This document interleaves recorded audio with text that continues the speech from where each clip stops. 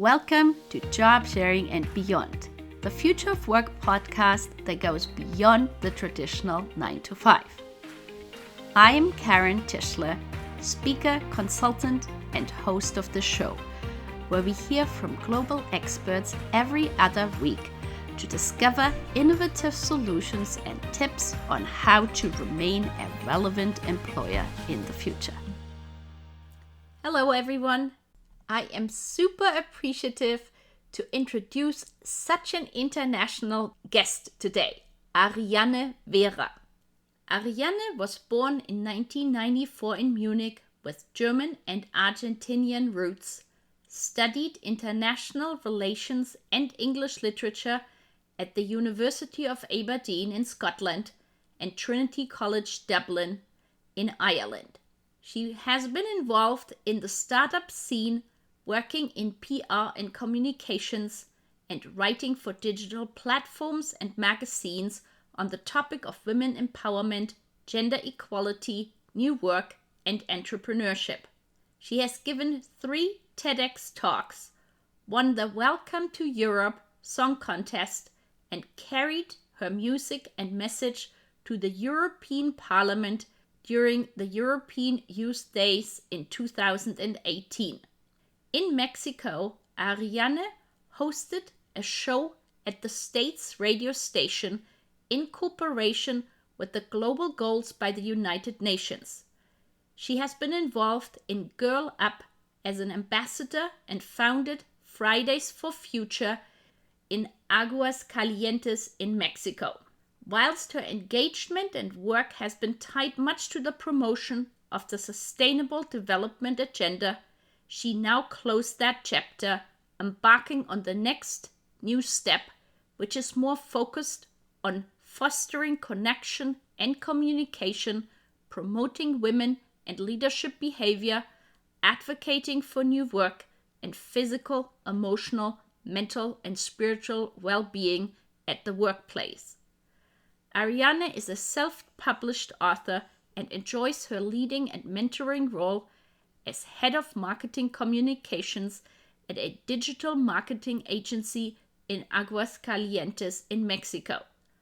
She's currently working on her second book, co-founding a coffee business, continuing to perform and collaborate in the music industry and business, and founding her own business in the area of coaching and personal development.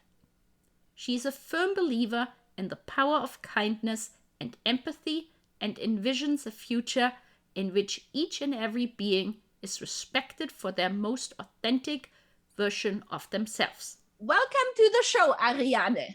Thank you very much for having me. I am very excited and I'm super happy to be here. Thank you. So am I. And we have listeners from all over the world. Could you tell them where are you calling in from and what type of food or particular site in your area is something they could be looking at or eating when they come towards your area? Right. So I am sitting in Aguascalientes, which is in the center of Mexico. And I don't know if coffee counts as food. Sure. I'm definitely a big coffee lover, and coffee is something that I've come to experience more and understand a lot more here in Mexico. So I think I would probably go for coffee, Mexican coffee. That sounds really very tasty. And to be honest, I'm right here, always with drinking my coffee. Now, Ariane, your educational and professional background is really, really fascinating. When I was doing my research, it's so diverse and it involves so many countries. So could you give our listeners an overview, please? I love that you say it's diverse, because I've heard people say it's chaotic. And there's no, how Germans always look for like a red thread and like a line, and you just can't find that in my resume. So I like the phrase, or like the word diverse. I was born in Munich and spent my childhood in Munich. And then when I was 12 years old, we moved to Stuttgart, where I graduated from high school. And I did my undergrad degree in Aberdeen, at the University of Aberdeen, just at the coast in Scotland, with an Erasmus semester in Dublin at Trinity College. And I studied international relations and English literature. And being a student of English literature, studying in Dublin has been one of the best experiences in my life, because when you're reading Oscar Wilde and then you walk down the street and you see the house where he has been born, or you see the buildings that have inspired him to write something. And I was living just down the road of the house where Bram Stoker was born, and it felt like diving in between the pages of a book. So that's definitely an experience that I enjoyed a lot. Then after graduating from Scotland, I moved back to Germany, and shortly after I moved to Mexico, where I'm still based at. That's my background. It is so fascinating. And I recently had one of my guests, Eva O'Brien, who is from Ireland. Oh, yes, that's so cool. So now you are an author and a songwriter in multiple languages. And so could you sort of share your multicultural experiences and how that has influenced you? Yeah, I really like the question, and I think that I would put it into two phrases, because I think that my multiculturality has shaped my experience, and since forever, Latin America has been my home, and it's never been something that's far away. Since forever, I knew that there is nothing like normal, because what my dad would see as normal, my mom would say as it's not really normal. And it starts with the small things, or maybe the definition of punctuality. There is no normal. There is no normal being on time. So it all is a matter of perspectives, and that is something that has been a part of my experience from early on, and something that I really enjoy, because I think it has given me some kind of empathy and openness, and stay away from categories and putting people into boxes, but instead just like really feeling empathy and listening to their stories and their perspectives. It is so interesting, because just today I was, reading about stereotypes, and how also when talking to my guests from different countries, how different, especially when we look at gender equality and gender stereotypes, how differently things are perceived. And you look at paternity leave, how in one country it is very normal versus in other countries it's simply not heard of. And that then perpetuates in the work environment and how people are in general perceived. So it's really interesting that you already basically growing up had that multiple perspective.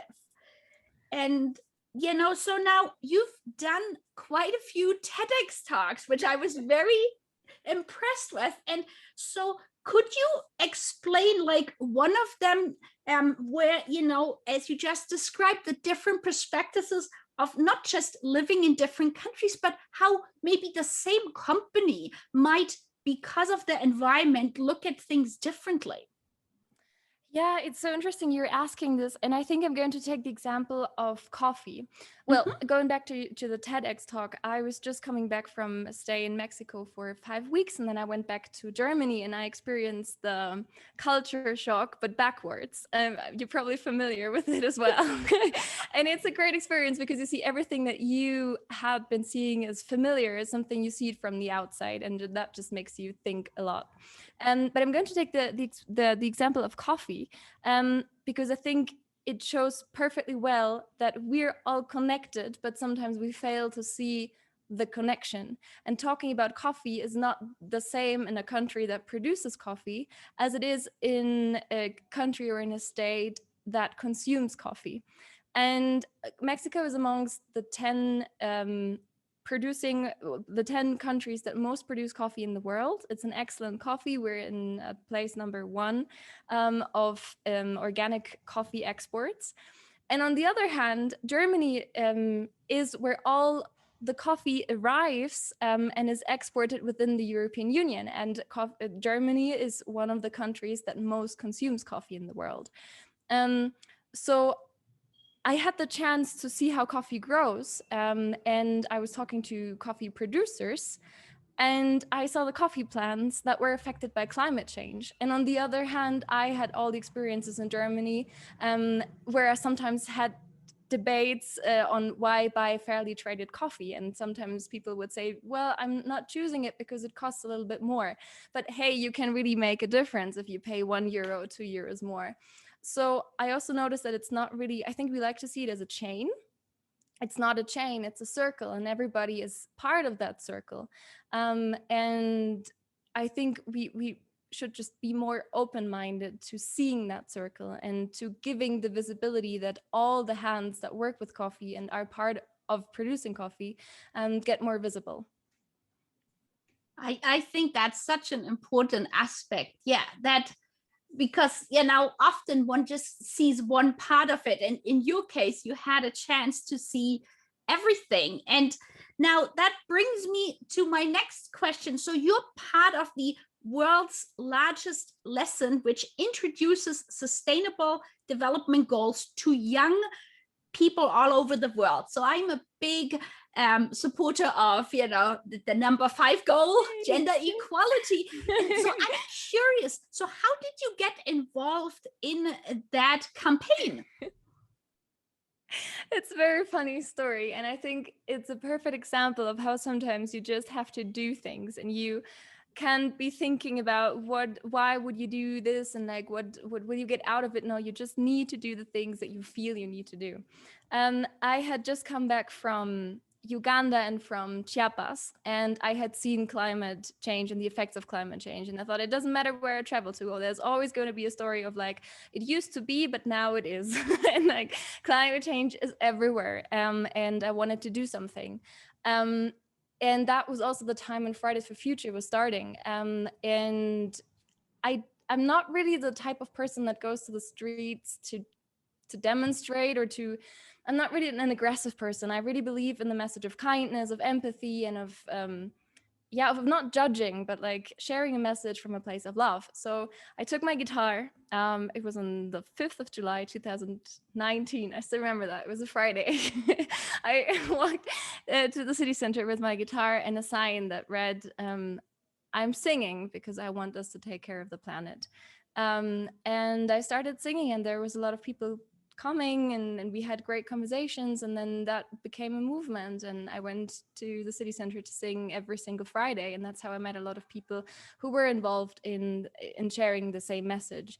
And I got to know the representative of the United Nations here in Aguascalientes, and we bumped into each other at the radio. I had been there for an interview, and she had an interview after me, and she said, I really like how you approach the topic, and we have this radio show, and I think you should be part of it.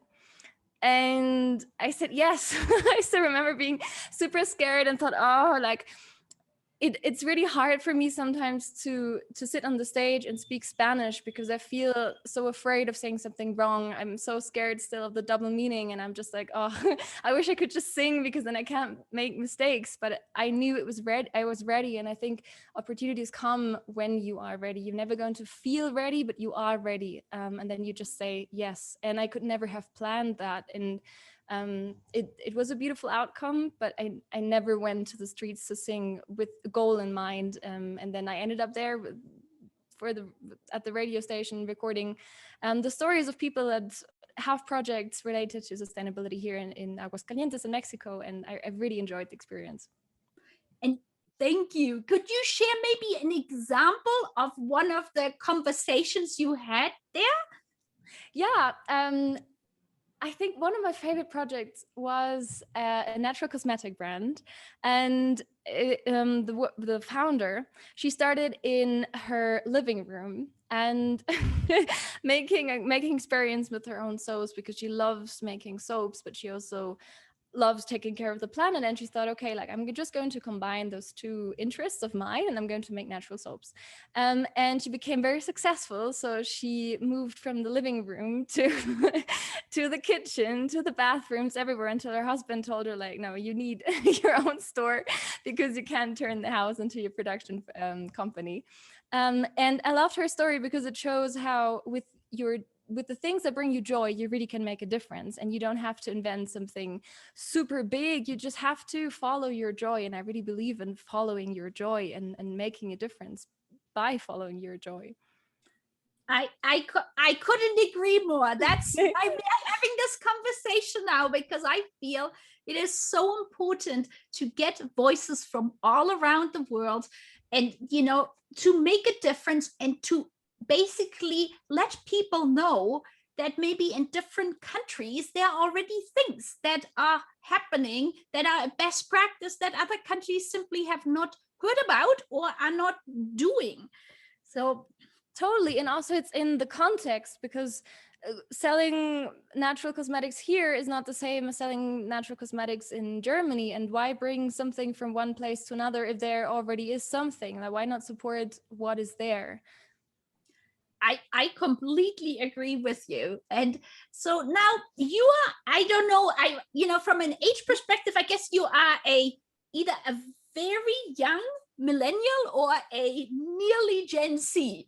I don't even know. I'm 26. Maybe you can tell me what I am. I was literally looking it up, and I sort of felt, I believe maybe the Gen Z is maybe, I think it was 24. So I felt you were sort of like right there in the middle. So what I was really curious, because I find it is very important to look at future generations and what sort of work-life balance and the sort of expectations are. And so as I have you here, I thought I'll just ask you and see what your impression or what your goals are, and also from other people, friends, family in a similar generation, what are you aspiring for? Well, that might sound a little silly maybe, but my goal really is to be able to catch a flight whenever it's my parents' birthday and eating cake with them. That was my number one goal. And from very early on, I understood that the traditional work structures don't really work for me. Also related to what I'm doing, because I am an artist and I am a creative, and that for me are two very different things, and I'm working differently being a creative or being an artist. And as an artist, I need space, and sometimes I have an idea and I need to work on that idea. And I really suffer if there's a very strict structure. And also because I've started working with my laptop, being in Scotland or being in Argentina, working for a German company, I just didn't understand why it wasn't possible to work from home or to work remote or to take my laptop to a cafe and just work there. So I think I've been a little bit spoiled, because that's how I got to know the work environment, just like my laptop, and I can work from wherever I want to, wherever I feel comfortable, wherever I feel inspired. I have been working in an office in Frankfurt, and it was a great team. It was a great company, but I was suffering incredibly much because it was the typical 9-to-5 schedule with 1 hour of lunch break, and I felt I'm not even feeling inspired. I'm just tired. I'm just burnt out. I came home and was crying. I had panic attacks. I hated Sunday evenings. And I promised myself that I would never allow anything like that to happen again. And when I moved to Mexico, I just knew I'm not going to accept any job that's going to make me feel like this again. I don't want to hate Sunday evenings. I don't want to wake up on a Monday hating the week. I want to wake up and feel happy about the day that I'm going to live. And I think now the pandemic, it's been a blessing and a curse in many ways, but I think it's been a blessing looking at the work structures, because when earlier on people would have said, well, home office is not really possible, now we had to, and it is totally possible. And there might be people saying, well, no, I prefer working in an office, or maybe I prefer both and I just need more flexible times or whatever. But I think we understood that different types of working models are possible and structures, and that really gives me a lot of hope. Thank you. Yes, I mean it's so interesting to see how something overnight pretty much can change the entire work dynamic, and now I feel we are at the sort of the next situation where I keep reading about, is it going to be back full time to an office building, or is hybrid the answer? And then if it were hybrid, how is it actually going to look in sort of in a more detailed fashion? Is it anybody can come and go and say, I'm making this up, has 1 or 2 days per week where they're in the office, or does it have to be structured? And then also, how does one ensure that there is no discrimination against somebody who, for a multitude of reasons, cannot go back to work at this point in time because, whether that is health situation or the child in care or, caregiving situation, because each country or each region within a country could be very different. It's so important you mentioned that, because I read a research paper on how in academia there has been discrimination, especially in academia, of women, because all the care work has been falling on their shoulders, and they could prove that more men have been publishing than women.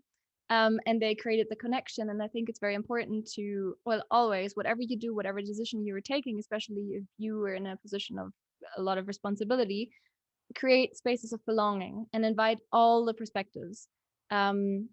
Because otherwise the result is always going to be discrimination in some kind. Yeah, I mean, I completely agree. And it's sort of, often I feel when I read articles, it basically equates a mother with the care worker. And I feel that in itself perpetuates the stereotype. And so I strongly try to use the word parent rather than mother, because at the end of the day, from all of my father advocates who have spoken to me, I think the biggest myth is really that people, is also male, people think that they might not be able to do care working as well as maybe a mother, which couldn't be more from the truth. But there aren't at this point enough role models in most countries. In some countries, there are more than in others. So I feel we need to create that, because if I'm a junior manager and I don't see any senior leader who happens to be male to talk about his skills they learn from caregiving, or that they are going and leaving early because they're saying, I am watching somebody's piano recital, well, how would they know, right? Yeah, we're all biased, and we need to face that. And even if you're a feminist, you're still biased because you grow up in a biased world. And I think we also have to take a look at how we define masculinity. And if we don't allow men to feel, and if we don't allow men to be vulnerable, then nothing is going to change. And you might be a feminist and you might be very convinced of, or like speak up for women empowerment. But if your best male friend is crying and you're not validating the emotions, or you're looking down on him, nothing is going to change. So we also need to start a debate on how we define masculinity and just break those old patterns. I completely agree. Now, as you are currently in Mexico, I'm curious, do you know of either an organization or company where you feel they are really doing an excellent job of, like, maybe with care work or with flexible work that, allows people to feel more equal, regardless of whether or not, they have other responsibilities outside of the office? Generally, small businesses, and the environment that I've been moving around, there's a lot of conscious and a lot of effort. I am now working in social media for a digital marketing agency, and I also feel it's like a super flexible and very conscious working environment. And I really like that, because you're bringing that out to the world, and it's not just within, but like also the clients that you're working with, and you're just taking that with you. That sounds great. Now, one other thing in my research that I found is that you are involved with Girl Up, an initiative by the UN Foundation. So could you share a bit more what that is? Girl Up is, yeah, as you said, an initiative by the United Nations, and it's, I think you could say like UN Women, but more focused on girls. And I am involved as an ambassador. And especially before the pandemic, I used to, well, attend a lot of events and be the singer-songwriter of Girl Up Aguascalientes. Now, recently, to be honest, I haven't done a lot. I haven't been very involved. But I feel that all the girls that are part of this, it's priceless how they get the access to networks, how they get the access to different perspectives. And if it's teenage girls and it's such a crucial age, and you connect them with female founders, then that is changing their perspective and their view on what is possible. And I really enjoyed seeing that, and just like taking the group of teenage girls to different companies here, and just like broadening their horizon and like giving them some guidance and showing them, hey, it's possible. And I am very aware of the privilege that I have and that I had growing up in Germany. And now I think, well, I'm not a teenager anymore, and I think that I also have some kind of responsibility to share my knowledge, to share also the things that I've overcome, and the mindsets that I have had access to and that have helped me, and to share the life lessons as well. I don't know, I've been suffering from eating disorders for a very long time, and this is something that I see always coming up in some kind of way when you're talking to girls or to women.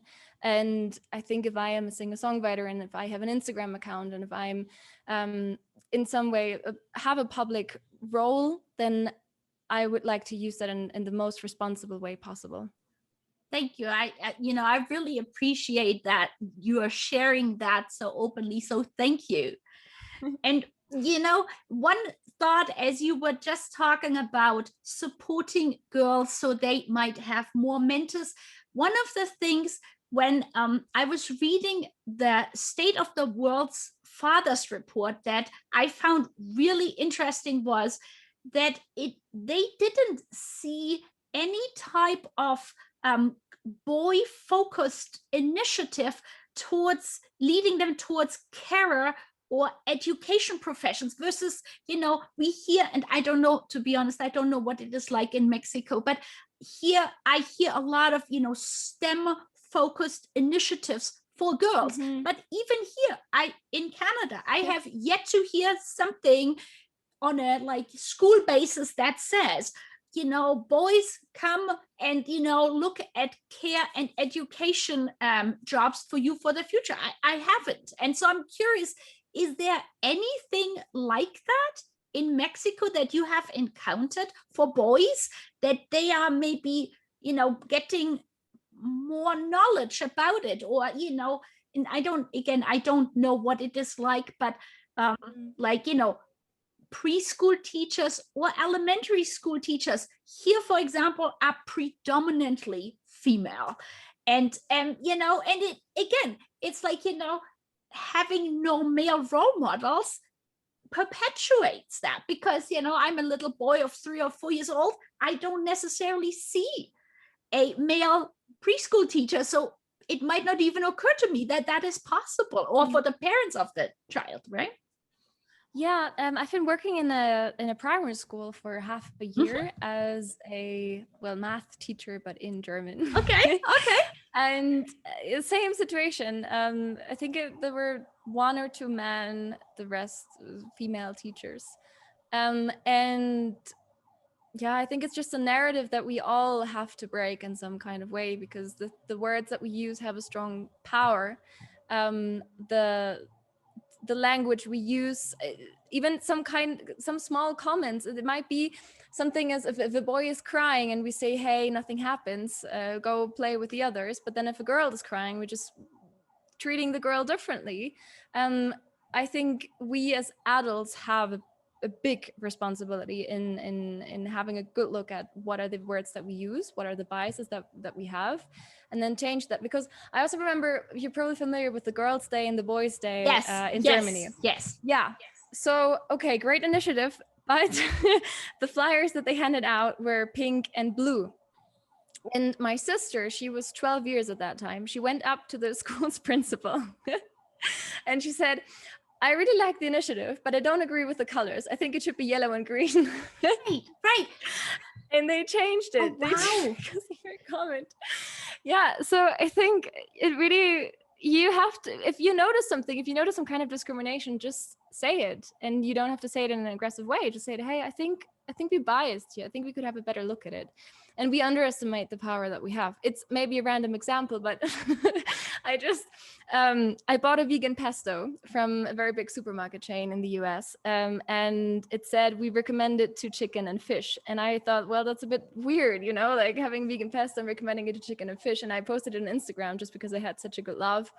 And then the marketing department wrote me and said, maybe you could send us a photo of the label because we're going to change it. This is just an example of a pesto, but this is the power that you have. Yeah. You just need to post an Instagram story and tag someone. And you can change something. You can change something with the words that you use, with the decision that you take, by speaking up, by reaching out to people, by knocking on doors. Don't underestimate your power.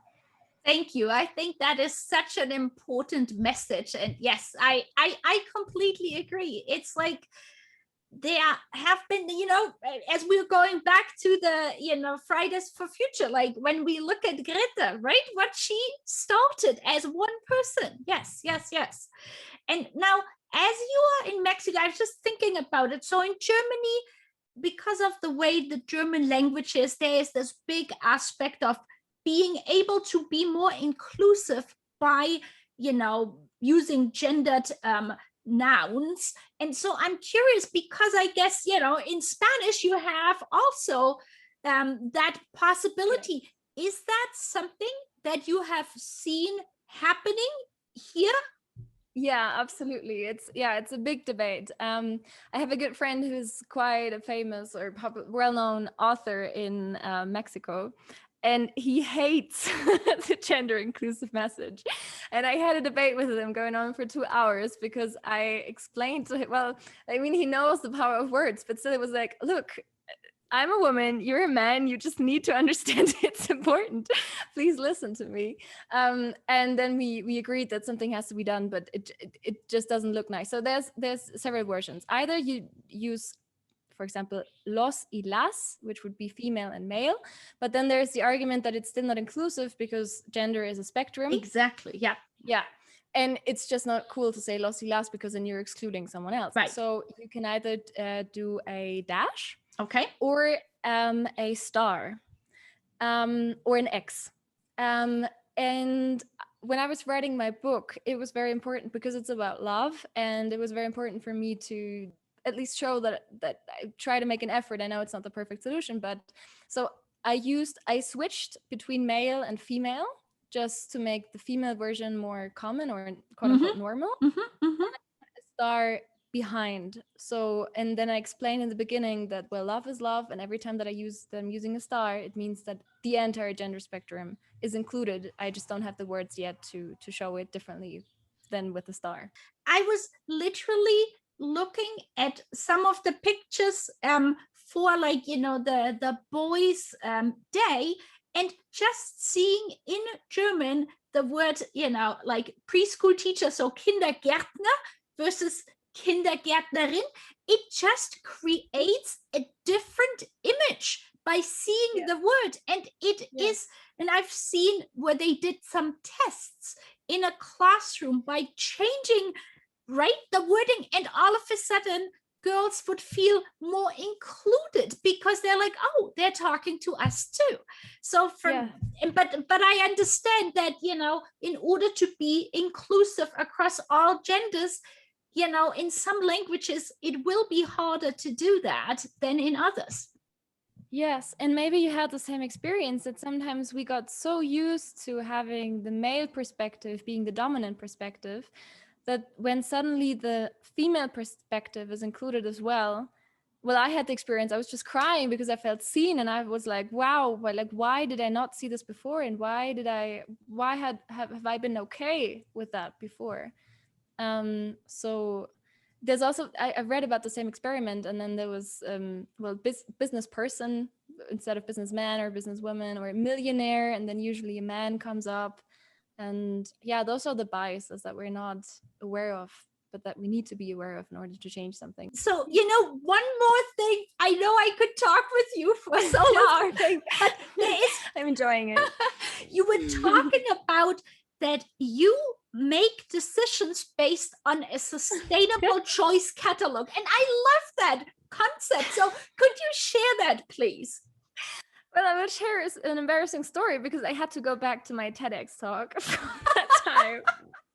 It was like 4 years ago, and I was like, oh, what did I say? I do remember. I just needed to go back and see the context in which I've said it. And, I think I'm taking decisions now. I would scratch out 2 questions. I will explain how I explained it back then. So the Sustainable Choices Catalog consists of 3 questions. The first question is, does it make the planet happy? The second question is, does it make me happy? And the third question is, does it make other people happy? So for example, if you're buying a new dress, you would think, okay, is it like secondhand? Is it fast fashion, slow fashion, etc.? Does it make me happy? Is it something I like? Will it make other people happy? Would be the third question. Now I would scratch out the question, does it make the planet happy? And I would scratch out the question, does it make other people happy? Why? Because I think if it makes you happy, and if it's an authentic kind of happiness, if it's your authentic version of joy, and that means really doing a lot of inner work in order to really feel the authentic version of joy and happiness, you don't need the other 2 questions, because then you act from a place of love and you feel that love towards all kinds of beings, and you don't need the other 2 questions. So I think it's more about, what does it make me happy, but really engaging very deeply with the question of, does it make me happy, and what does happiness to me? What does it feel like? What does my joy feel like? How can I follow my joy? What does it really mean? And yeah, so I think that's my choice. Well, not really a catalog. It's just like a choice. Well, a question. You know what I think? Honestly, I think it is really interesting to see the progression, because to me, it feels like for somebody who might not have had the opportunity to do that inner work, maybe that's how they indeed start, with the 3 questions you have initially had. And then, to your point, that, once you really focus on what makes, one really, really happy, and, that is basically inclusive of the other questions. So that's really interesting. Thank you for sharing.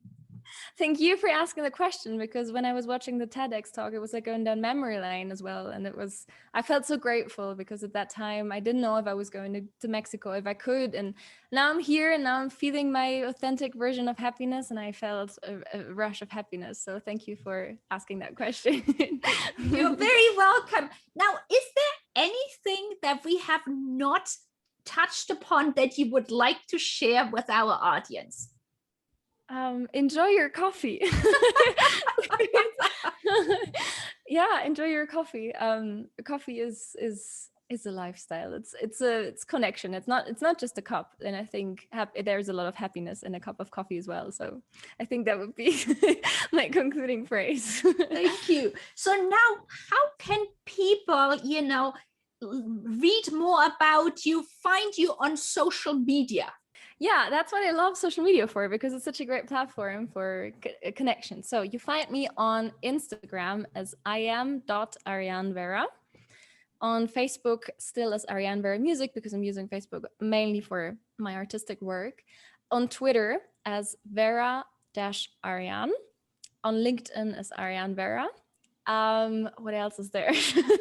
You find my book worldwide on Amazon in English and Spanish and in German. It's called 100 Ways to Speak of Love. And yeah, I'm just about to publish my second one. So watch out for the news very soon on Amazon. And I think that's about it. You can also contact me via email, contact.ariane.vera@gmail.com. And I'm always very happy to hear from you. So please do get in touch. Thank you. And I will be sure to put all of this information in the show notes, that people can, be able to connect with you and find out more. And I'm curious now, can you share the title of your second book, or is that a secret? I will. You're actually the first one. Well, the second one. I told them to my parents. It's called The Checklist. It has to do with leadership, women, and leadership behavior. It has to do with the inner work in the sense of things to not longer do in order to really do the things that you want to do, and stop just like ticking off things, but really start creating. So that's what it's going to be about, the checklist. Wow. Well, I look forward to reading it. That sounds really I'm going to awesome. share it with you as soon as it's there. Thank you. Thank you. Well, it was such a pleasure talking to you, Ariane. Thank you. Thank you so much. It's been so enriching. Thank you so much for your time, for your questions, for the magic of this conversation, and for all the work that you're doing. Thank you. Thank you. I really appreciated talking to Ariane. There were a few quotes that stuck to my mind. One of them was, "There is no normal. It is all a matter of perspective." And that was when Ariane was talking about her multicultural international upbringing. The next quote was, "It used to be, now it is," when she was referring to climate changes everywhere. With the things that bring you joy, you can make a difference. When Ariane was talking about how her involvement for the Fridays for the Future then led to various opportunities for her that she had not intended or anticipated. And then last but certainly not least, when Ariane gave examples how one person can make a difference. And also, since we recorded this episode, I came across an article in the Washington Post that pointed out an open letter by researchers to the Pew Research Center asking them to stop using the different types of generation labels, which I thought was really interesting, as earlier in our conversation we were trying to figure out whether Ariane was a Gen Z or a millennial. And so I thought that was really interesting. I will also put that in the show notes. So thank you again, Ariane, for being my guest today. Thank you so much for listening to the show. We hope you gained valuable insights and new ideas. To keep listening to future episodes, please head over to iTunes or your favorite player and subscribe and give it a rating. We would very much appreciate a review and for you to share it on social media, so more people can start innovating in how they offer employment. Until the next time, goodbye!